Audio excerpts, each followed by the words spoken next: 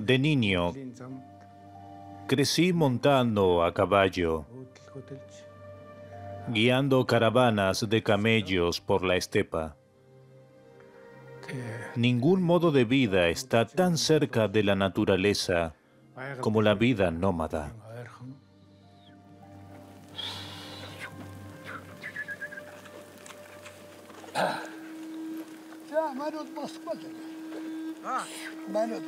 En verano, mi familia dejaba abierta la puerta de nuestro ger, nuestra yurta. A través de la puerta, el mundo parecía un cuadro en constante cambio desde el amanecer hasta el anochecer. Era como mirar un cuadro enmarcado.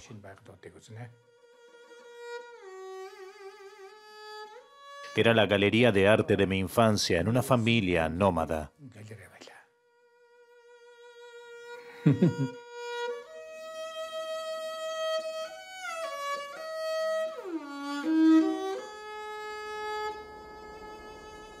En Mongolia siempre sopla el viento. La gente y el aire están en constante movimiento.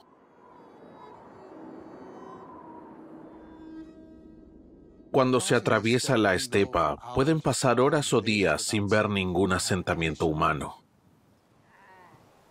Uno siempre está atento a los animales, porque eso quiere decir que sus pastores pueden estar cerca.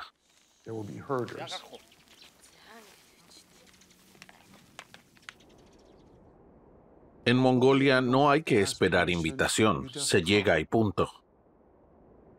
Cuando te acercas a un ger, una yurta mongola, detienes el caballo o el vehículo un poco más lejos y caminas despacio hacia allí. Así los habitantes tienen tiempo de prepararse para la visita. Luego se sientan en el lado oeste del ger. En el ger se encuentran todas las posesiones de la familia y hay un fuerte olor a lana, cordero y leche de yegua fermentada.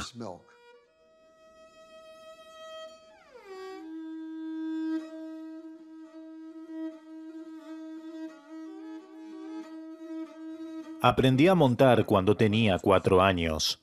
Empecé a montar caballos de carreras a los 5 años. Montar un caballo de carreras es el sueño de todo niño nómada.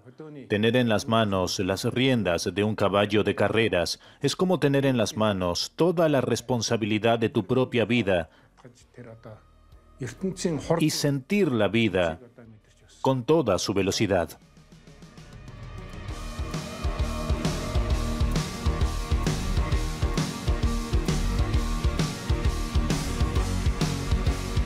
¿Es peligroso? No. Al principio te caes, pero aprendimos a caer de pie.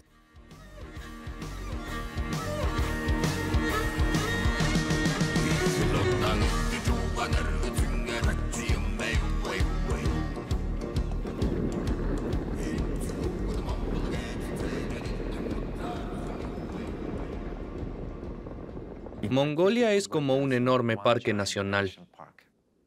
Es uno de los pocos países del mundo donde se puede salir de la ciudad y estar en el campo en media hora. Allí se puede hacer senderismo o acampar donde quieras. Puedes vivir donde quieras porque el gobierno es propietario de la tierra. Se trata de uno de los últimos ecosistemas esteparios vírgenes de la tierra.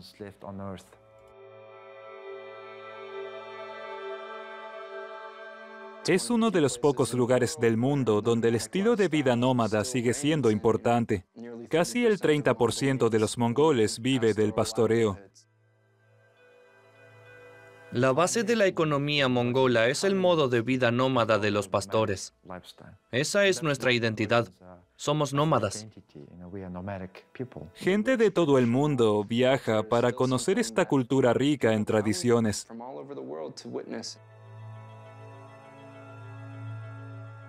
Una vez trabajé con un consultor de Canadá aquí en Mongolia. Él había leído sobre los países asiáticos, sobre la importancia de mantener la dignidad y no buscar conflictos, es decir, sobre los tópicos sobre las costumbres en un país asiático. Un colega mongol de USAID me dijo entonces, Jonathan, tienes que decirle a este tipo que no somos asiáticos, somos diferentes.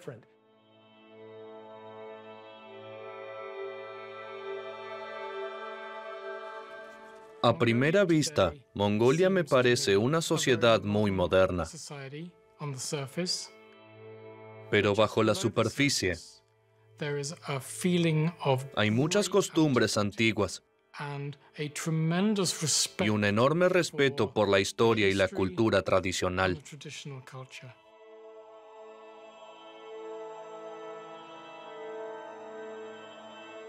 En nuestra historia se nos describe como guerreros que conquistaron grandes tierras, como excepción a la regla.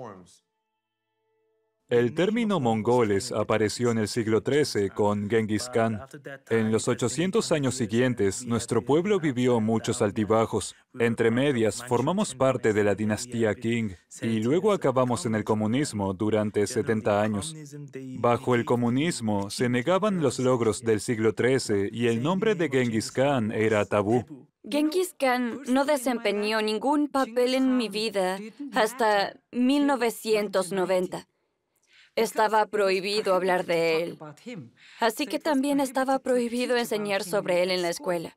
Pero en clase de literatura, mi profesor Davanjam hablaba de él como si fuera un héroe de un cuento. Pero él fue mucho más. Fue un legislador, mediador entre religiones y, sobre todo, el hombre que unificó Mongolia. Todo lo que la mayoría de la gente sabe de Genghis Khan es que era un conquistador, un hombre a caballo. Sin embargo, toda la historia de su vida es extraordinaria. Nació en una época de gran agitación en la estepa. Cuando tenía 8 años, su padre lo llevó a vivir con otra familia. En Mongolia era costumbre casar a un hijo llevándolo a vivir con la familia de la chica durante unos años hasta que creciera. En el camino de vuelta, el padre de Genghis Khan se detuvo en el campamento de otra tribu, donde fue envenenado.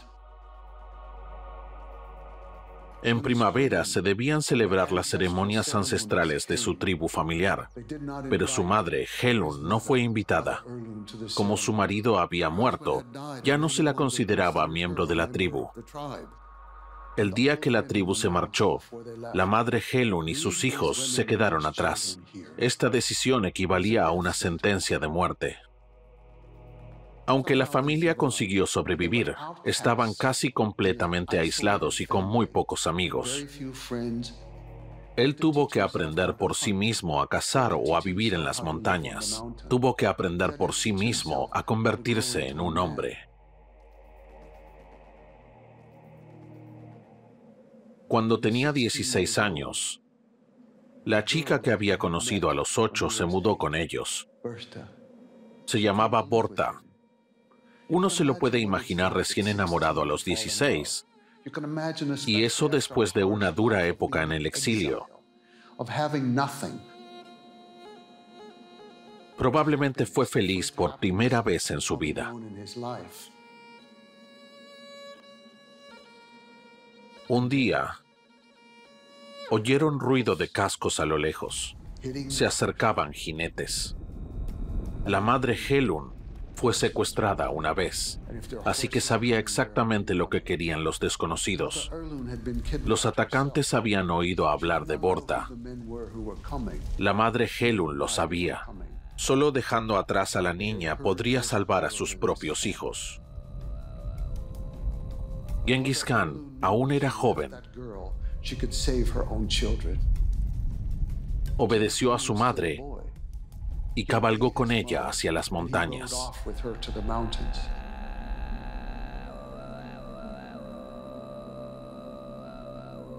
Dejaron atrás a Borta. Pero Genghis Khan pronto se dio cuenta de que su vida no valía la pena sin ella. De alguna manera tenía que liberarla.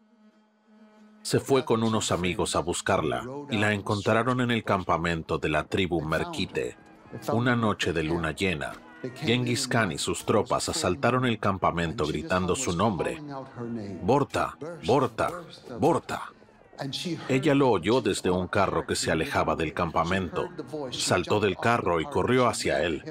La batalla estaba en su punto álgido, así que Genghis Khan pensó que era un soldado. Casi la mata a golpes. Cuando la reconoció, saltó del caballo y el ataque terminó. Ella era lo único que él quería, y allí, a la luz de la luna, la abrazó.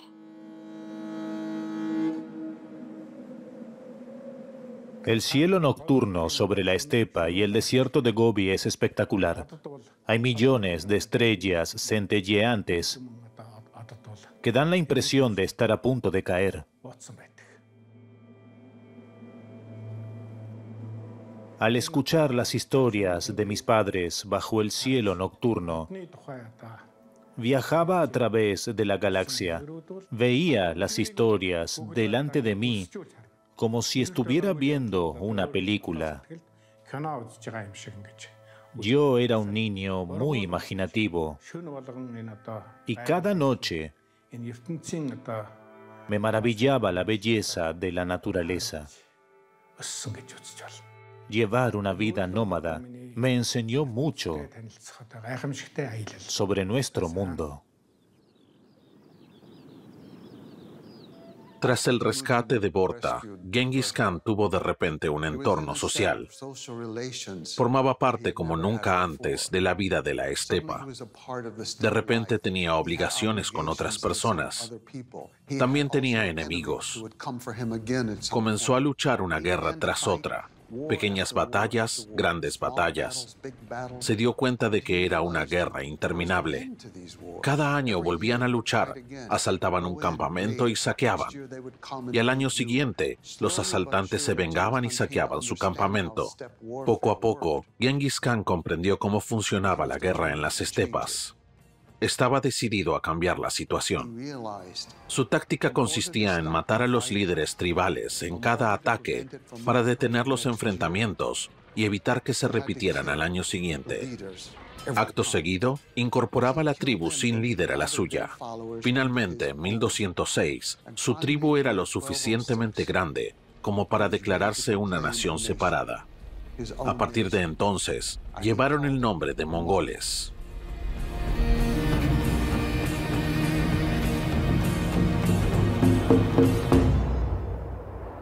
Pero ¿qué hacer con una nación tan joven? El pueblo está unido, pero ¿cómo mantenerlo contento? Como los mongoles ya tenían una larga historia de incursiones en la estepa, lo lógico era asaltar a los pueblos de su entorno.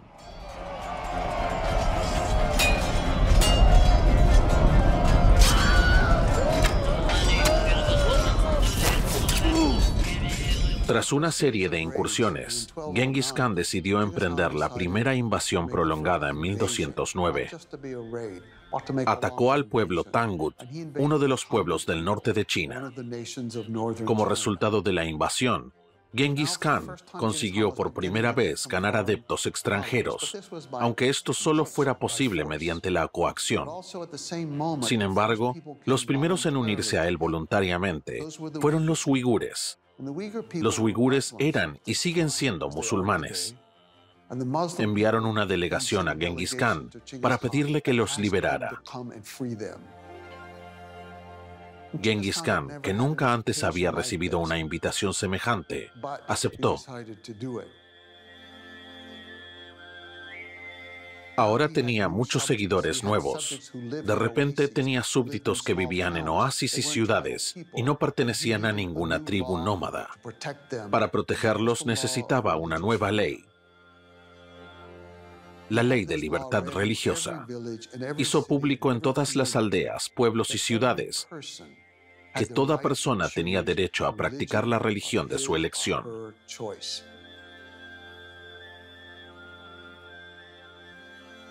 Las campañas y conquistas fueron duras, brutales y sangrientas. Pero ningún imperio sobrevive solo gracias a las guerras. La guerra es solo una fase. Un imperio sobrevive cuando el pueblo se beneficia. En el imperio de Genghis Khan, el comercio jugaba un papel importante. En esta época, la gente empezó a comprar alimentos, medicinas y textiles de otras partes del mundo. Los libros y el papel entraron en circulación. Se difundían los conocimientos sobre la pólvora, los escritos viajaban de China a Europa y las enseñanzas cristianas volvieron a China. Las primeras leyes internacionales también se crearon bajo su mandato. Primero la libertad religiosa, seguida de una ley contra el secuestro de mujeres. Su madre y su esposa habían sido secuestradas cuando eran jóvenes. Se dio cuenta de que, además de la religión, el rapto de mujeres era el desencadenante más común de las guerras. También promulgó una ley para proteger a los enviados y embajadores. En aquella época era costumbre declarar la guerra a otro país ejecutando al embajador. Genghis Khan ordenó: todo embajador debe ser protegido con la propia vida. Así creó, por así decirlo, nuestra inmunidad diplomática actual. Unió al mundo en el comercio y creó el primer derecho internacional, que para mí son los dos mayores logros de Genghis Khan.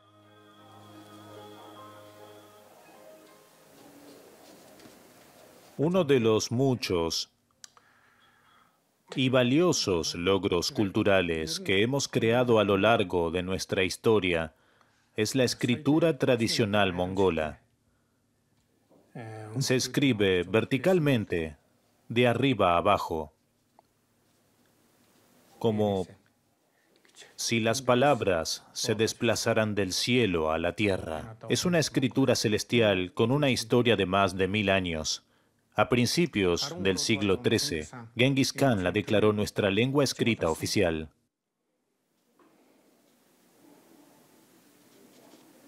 Dos años antes de que Genghis Khan fundara la nación mongola, ordenó a su pueblo que aprendiera a leer y escribir. Sabemos por sus hijas que sabían leer y escribir. Una de ellas incluso se convirtió en una especie de erudita. Un enviado chino dijo que leía sin cesar. Ya en los primeros tiempos de la historia de Mongolia, era evidente que las mujeres eran más cultas que los hombres. Incluso hoy, más de 800 años después, más mujeres que hombres van a la universidad. Por término medio, las mujeres tienen un nivel de estudios superior al de los hombres. Las mujeres mongolas tienen más estudios que los hombres porque la mayoría de las familias envían a sus hijas a la universidad, pero no a los chicos. La población rural nómada cree que los chicos deben quedarse en casa y cuidar del ganado. Para que las chicas tengan al menos algo, las envían a la universidad. Esto crea una diferencia educativa. Y eso crea problemas a muchas mujeres mongolas bien formadas. No encuentran una pareja que tenga un nivel similar o sea adecuada para el matrimonio. Hoy, esto es un problema social. El estatus de la mujer en la historia de Mongolia es superior al de cualquier otra parte del mundo. Durante el Gran Imperio Mongol, la participación de la mujer en la política y la vida cotidiana era muy importante. En general, todavía hoy hay muchas mujeres influyentes en nuestro país. Especialmente en la sociedad nómada, el papel de la mujer es extremadamente importante. Genghis Khan era un hombre de la estepa.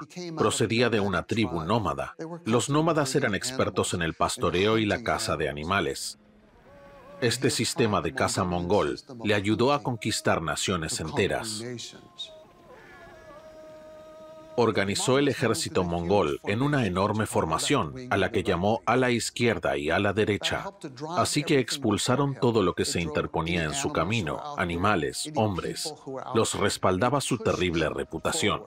Y como las noticias del avance mongol llegaban de todas partes, el enemigo pensaba que era un ejército enorme.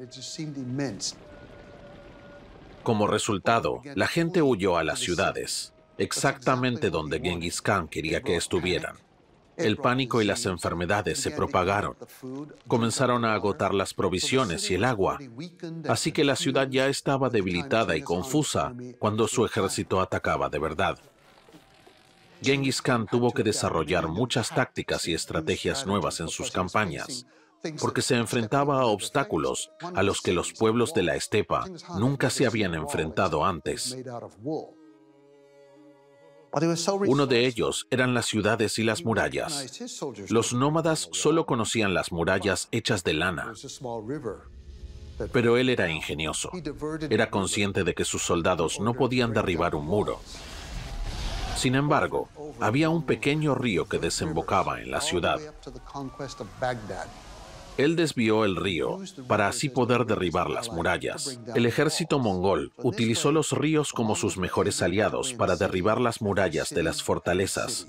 De este modo, los mongoles lograron conquistar una ciudad tras otra y llegaron hasta Bagdad.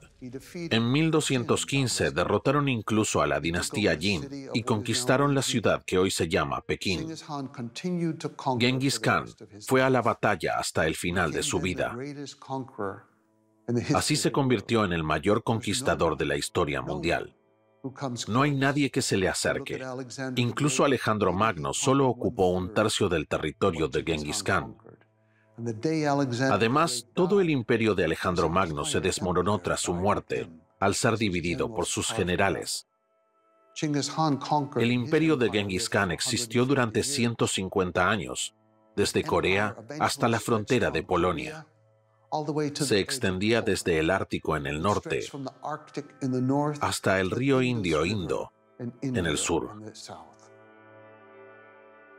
Tras la muerte de Genghis Khan en 1227, el imperio mongol siguió creciendo durante 2 generaciones más. Había puesto en marcha algo imparable y que siguió creciendo hasta la época de su nieto, Kublai Khan. Kublai Khan se convirtió en el primer emperador de China bajo la dinastía mongola Yuan. En 1368, toda la dinastía se derrumbó y los mongoles regresaron a su patria. Como si solo hubieran hecho escala en China durante 150 años, hicieron las maletas y regresaron a casa, a su estilo de vida nómada. Pudimos conservar nuestra lengua y nuestra cultura porque fuimos tribus independientes y soberanas durante siglos.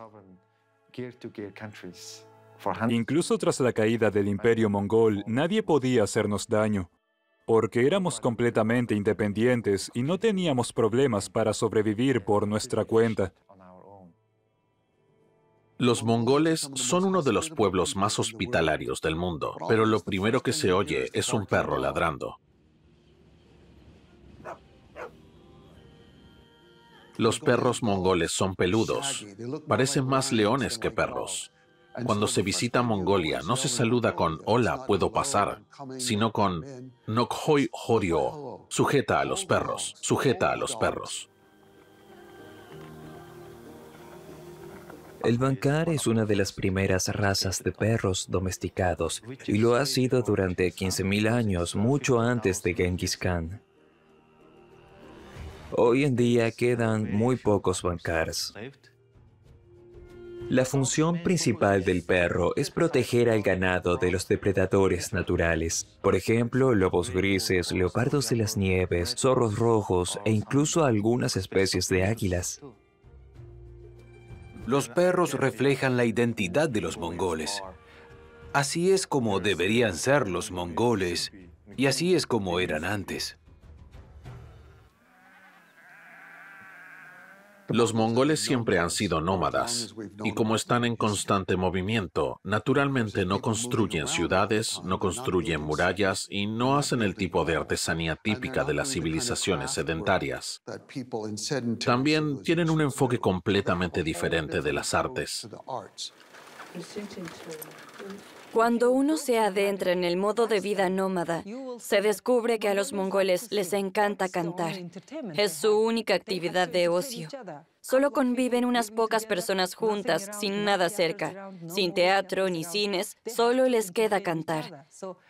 Aprecian el canto de los demás.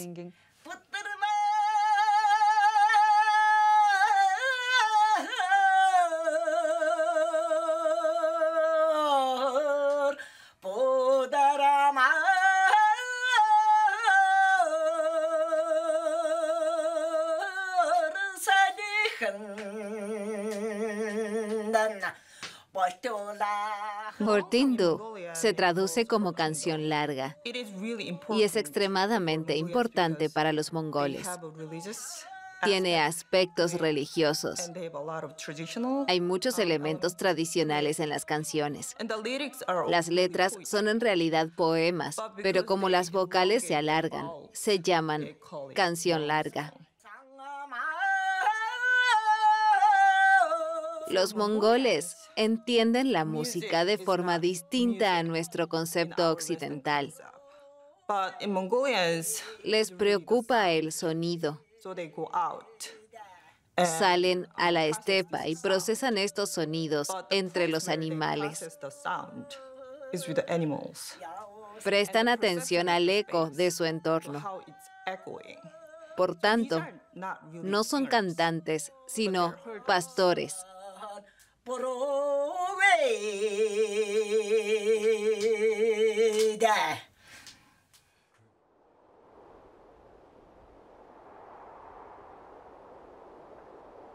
A partir de 1696, Mongolia perteneció a la dinastía Qing como parte de China.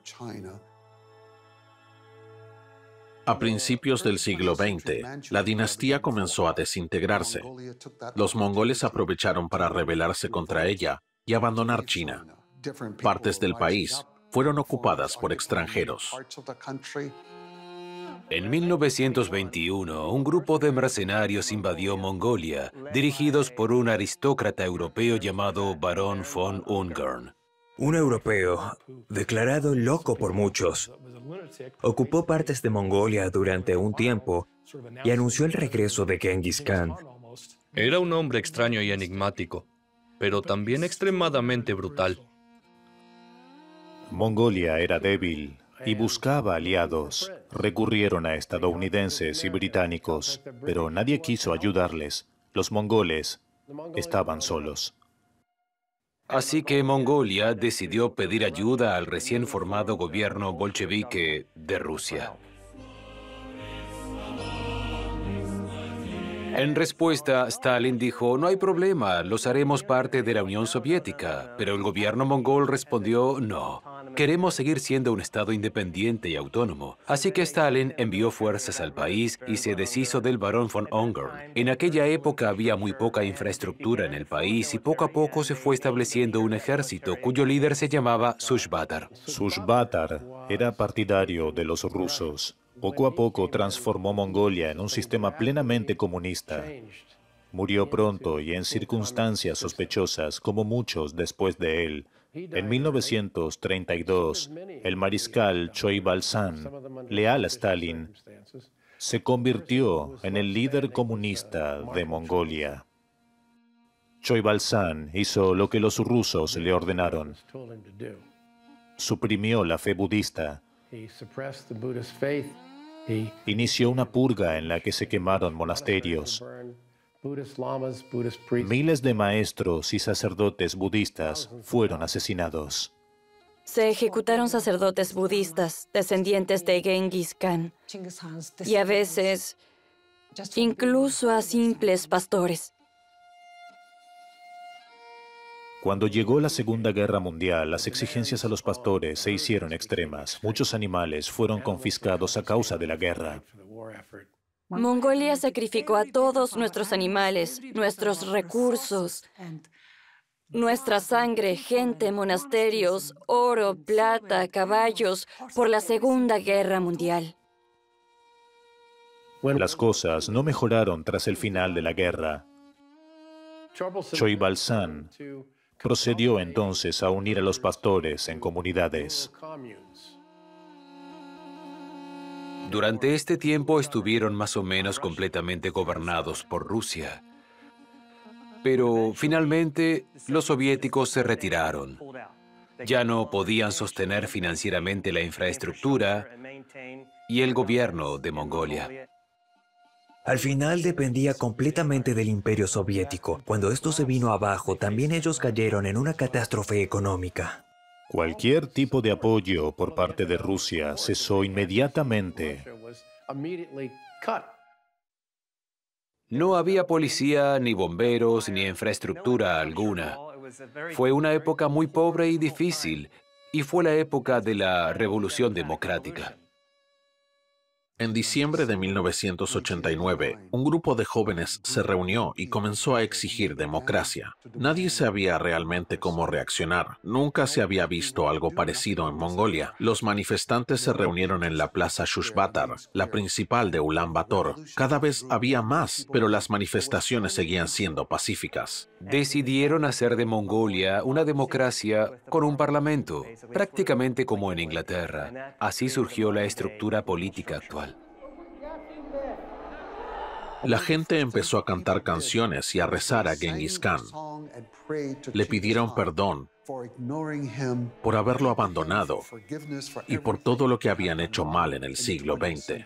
En la Mongolia actual, el nombre de Genghis Khan aparece por todas partes. Pero durante el comunismo, a nadie se le permitía siquiera pronunciarlo. Los soviéticos ejercieron una gran influencia en nuestro pueblo, nos dañaron moralmente y borraron nuestra historia. Hemos olvidado nuestro pasado y esto es un gran problema. Tras el fracaso del comunismo, necesitábamos ideologías, inspiraciones y modelos de conducta. Sin embargo, aún no existían modelos nuevos y modernos, así que la gente recurrió al pasado. Así surgió el modelo de conducta más importante, Genghis Khan. Él es una inspiración para todos los mongoles.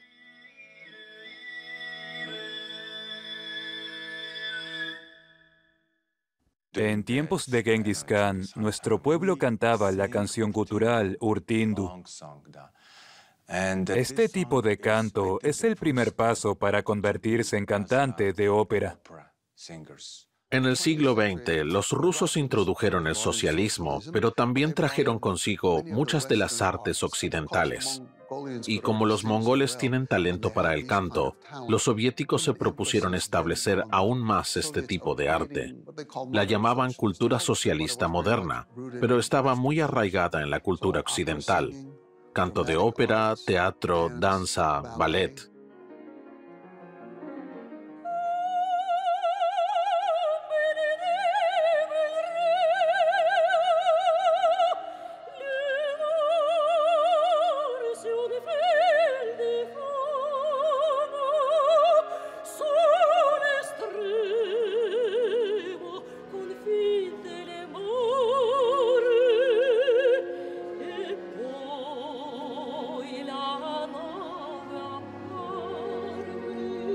Somos mongoles, gente salvaje, tierra salvaje, caballos salvajes. Nuestro pueblo ha nacido para cantar y bailar.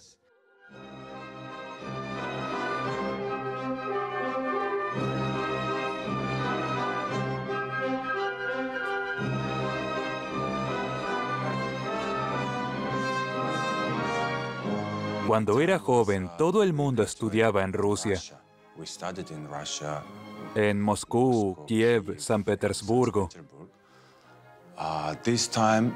Hoy en día formamos a nuestros propios bailarines de ballet y cantantes de ópera.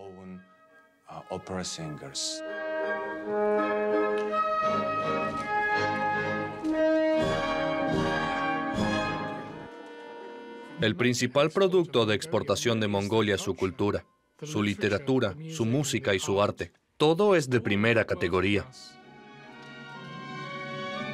Lo que hace Mongolia hoy tiene mucho que ver con los legados del pasado mongol ruso. Cada generación de mongoles tiene una visión distinta de su país. Mi padre solía decirme, ¿por qué no escuchas al gobierno, pero te opones a él? Yo solía decir, no quiero una sociedad sin libertad para mis hijos. Lo hago por ellos. Hay una gran diferencia entre la vieja generación que toma las decisiones y la generación emergente que tiene una visión del mundo muy diferente.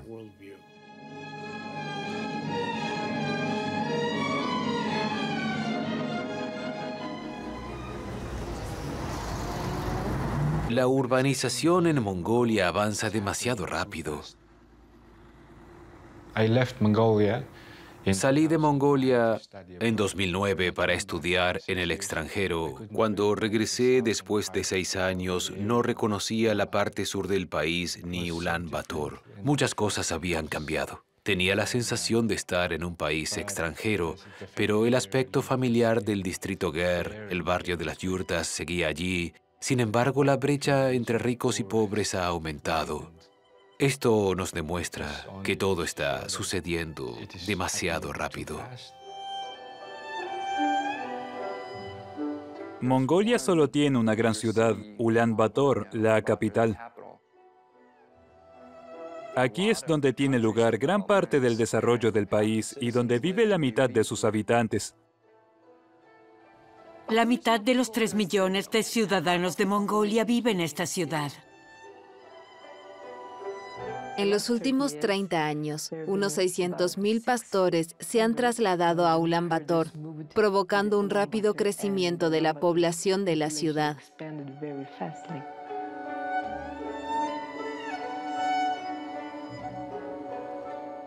En los años 90 hubo muchos inviernos duros llamados Sud. Como consecuencia, miles de familias perdieron su única fuente de ingresos. Al anochecer, los pastores tenían más de 1000 animales, pero por la mañana los habían perdido a todos. Solo les queda una opción: trasladarse a Ulan Bator para buscar trabajo y conseguir nuevos ingresos.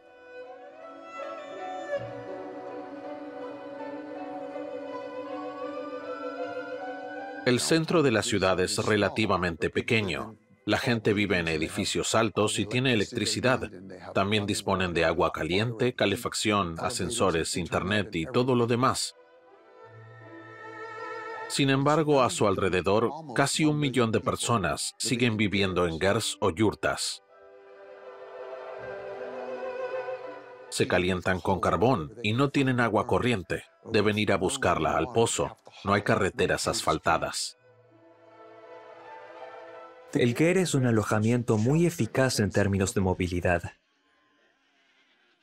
Pero en términos de consumo de energía no es muy eficiente, sobre todo en invierno. El mayor problema que tienen ahora los mongoles no tiene nada que ver con China. No es la herencia rusa, ni Corea del Norte, ni la pobreza. Son los propios mongoles los que ahora tienen que aprender a vivir en comunidad. En la gran ciudad tienen que respetarse unos a otros, ser amables y seguir todos las mismas reglas. La transición de ser pastor a vivir en la ciudad es muy difícil. Los nómadas vienen a Ulan Bator y se comportan como nómadas. La gente del campo a menudo no sabe cómo comportarse en una sociedad urbana. Las interacciones sociales les resultan muy difíciles. El vivir en la ciudad ha vuelto gruñones a los mongoles, que son conocidos por su hospitalidad y amabilidad.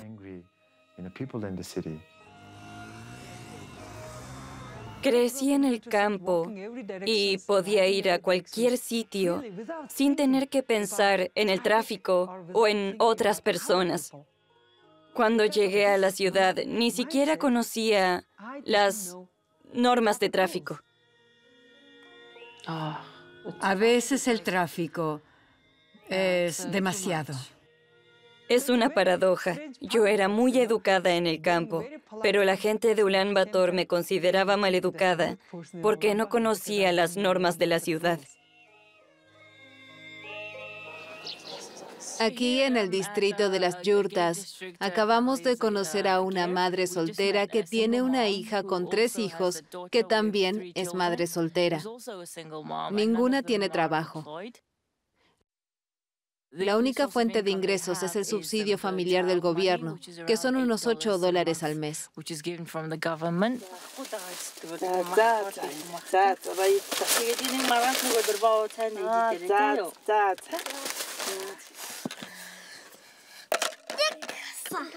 El terreno sobre el que se asienta su ger no les pertenece.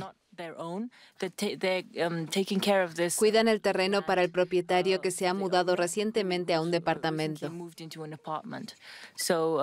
No les pagan por ello, pero les dan carbón en invierno para poder calentarse.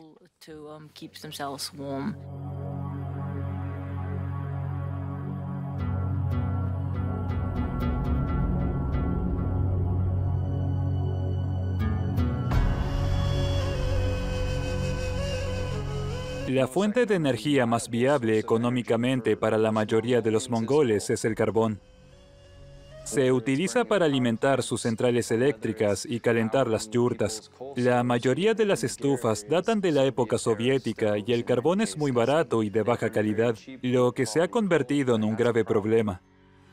En el valle donde se encuentra Ulan Bator se da un fenómeno meteorológico denominado inversión térmica que atrapa todo el humo del carbón por encima de la ciudad.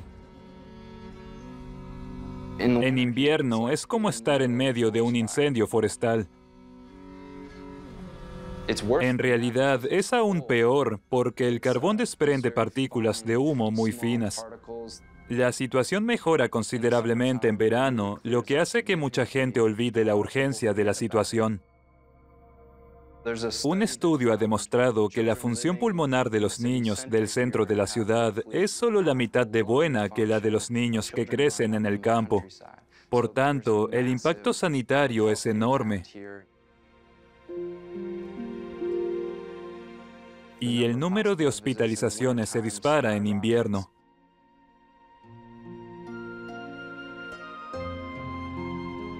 Los habitantes de Ulan Bator son conscientes de los peligros que entraña el aire viciado. Hace 2 años, una importante cadena de televisión emitió un documental sobre el tema. Y este invierno hubo la primera manifestación contra la contaminación bajo el lema "Paren la contaminación atmosférica".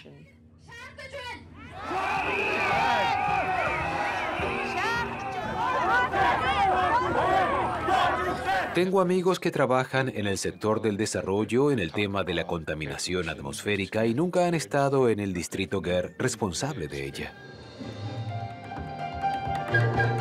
Quiero que la gente que vive en pisos aprenda a comportarse de otra manera con los residentes de las yurtas. Deben entenderse y librar una batalla común.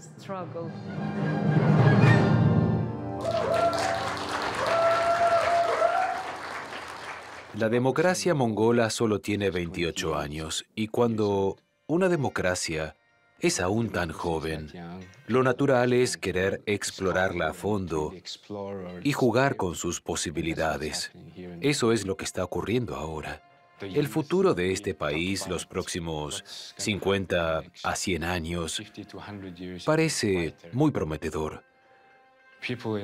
Los mongoles de mi edad son bastante idealistas sobre el futuro de nuestro país y quieren contribuir a su desarrollo. Especialmente los jóvenes están llenos de ambición y aspiraciones y sueñan con cambiar el mundo y el país. De los jóvenes que hay aquí en el país, ninguno habla una palabra de ruso. Tampoco visten como jóvenes rusos. La mayoría parecen más bien surcoreanos o estadounidenses. Es como el amanecer de una nueva era. Por un lado, los soviéticos introdujeron la música clásica en el país. Por otro, ahora también se apuesta por la música pop y rock contemporánea. Y, por supuesto, están las canciones tradicionales mongolas. En mi opinión, esta interacción es lo que hace que Mongolia sea tan interesante.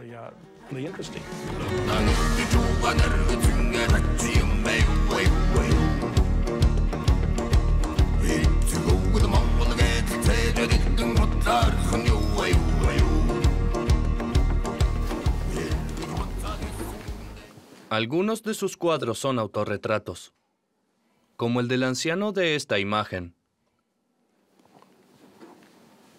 Es un momento muy difícil para la juventud mongola.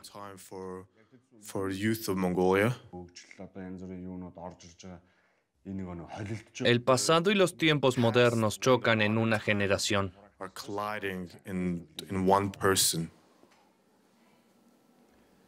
El rostro del cuadro, distorsionado por la bolsa intravenosa, representa exactamente eso. Está distorsionado por nuestro modo de vida moderno, como Facebook, Twitter y el alcohol. Veo botellas de vodka. Las botellas representan a las muchas personas que se trasladaron del campo a la ciudad, que no lograron adaptarse y se convirtieron en vagabundos alcohólicos y sin hogar.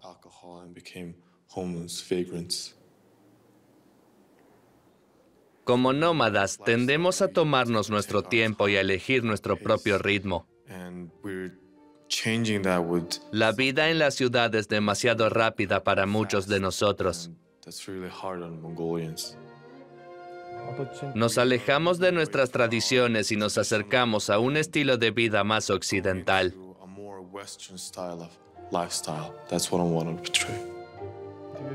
Yo intento demostrar que ese estilo de vida no se adapta a los mongoles.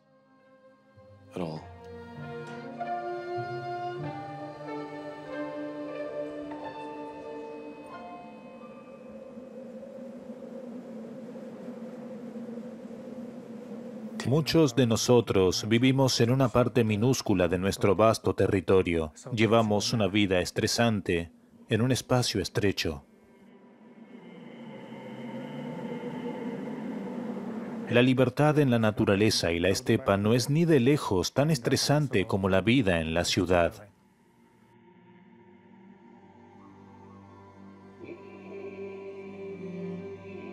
En realidad, el caballo era el animal más importante de los nómadas. Pero si hoy vas al campo, ya no ves a un hombre a caballo. Todos van en motos importadas de China. El caballo está perdiendo su valor práctico, y si deja de tener utilidad, se perderá toda la cultura que lo rodea, y tarde o temprano todo caerá en el olvido. El estilo de vida tradicional de los nómadas es muy respetuoso con el medio ambiente. Protege y preserva la naturaleza. Me gustaría modernizar estas formas de vida e integrar los valores tradicionales en nuestro mundo moderno. Por supuesto, nadie volverá a vivir como los nómadas del siglo XIII o XIV, pero podríamos adoptar algunos elementos de su modo de vida. Minimalismo, anticonsumismo. Nuestros antepasados respetaban la naturaleza, pero sus ideas se han olvidado. La cultura nómada no solo es importante para los mongoles, sino para toda la humanidad. Su patrimonio se ha conservado durante miles de años y ahora se nos transmite a nosotros. Tenemos muchos conocimientos que compartir con el resto del mundo, pero también mucho que aprender del mundo. Ahora debemos recordar nuestro pasado, especialmente la sabiduría de Genghis Khan. Por eso ha vuelto a cobrar tanta importancia en nuestra época actual de agitación.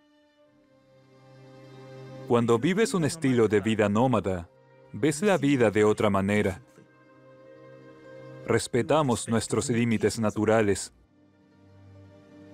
Tenemos que dejar algo para la próxima generación porque no somos la última generación sobre la Tierra. Este es un principio nómada que hemos seguido en nuestro país durante más de 2000 años.